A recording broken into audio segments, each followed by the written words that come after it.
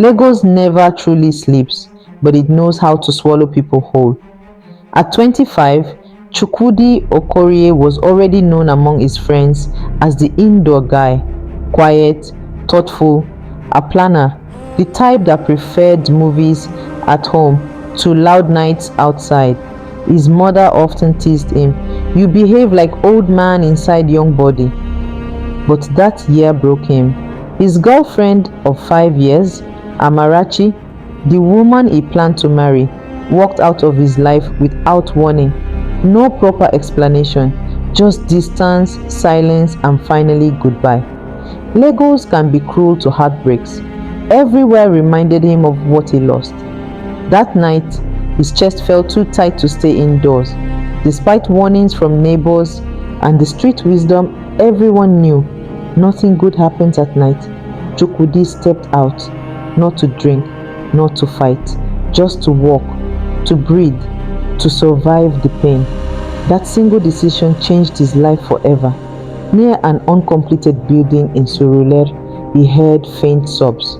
A woman lay on the ground, clothes torn, body bruised, eyes hollow with shock.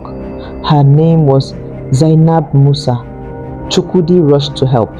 Before sense could catch up with kindness, shouts erupted. People appeared. Phones came out.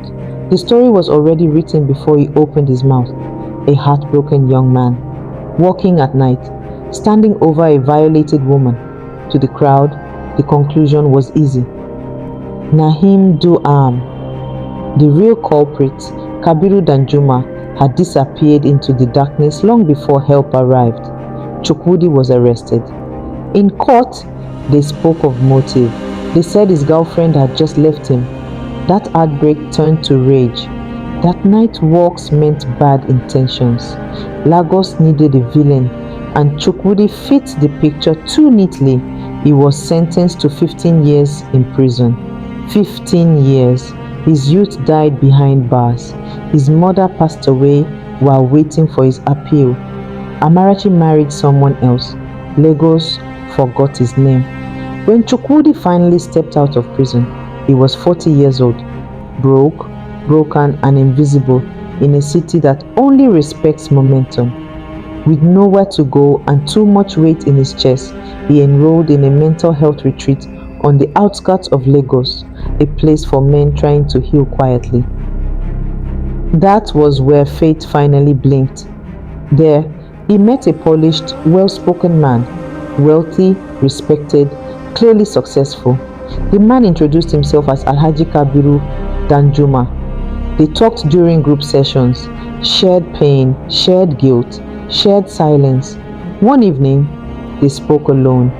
Chukwudi told his story about the night walk, about Zainab, about prison. Kabiru froze. Every word landed like a hammer. The location, the time, the woman. Kabiru's hands began to shake.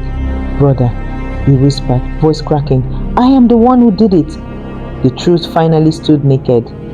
Kabiru confessed how fear made him run, how money later buried the case, how success never silenced the screams in his head, how every prayer led him back to that night and to the man who suffered in his place. Kabiru broke down. Chukwudi listened quietly. 15 years of rage stood before forgiveness, and then he chose mercy. Kabiru did not just apologize. He cleared Chukwudi's name legally, reopening the case, presenting evidence, confessing publicly, and restoring Zainab's dignity with justice and support. Then he did something Lagos had never seen. Kabiru gave 50% of his entire possessions, companies, properties, accounts, to Chukwudi, not charity, restitution. "You carried my punishment," Kabiru said. "This is the least my lifetime can give back." Today, Chukwudi Okorie is a free man, legally, socially, and spiritually, not because the system worked on time, but because truth finally found courage. And in Lagos, where stories disappear every day, this one still whispers. Sometimes innocence suffers first, but truth never forgets the way home. To judge, innocence can suffer, but truth always finds its way back. If you enjoy this story and love deep African stories with meaning, justice, and real life lessons, subscribe to Folktales by T-Fair on YouTube for powerful Nigerian folktales, short films, and stories that stay with you long after the end.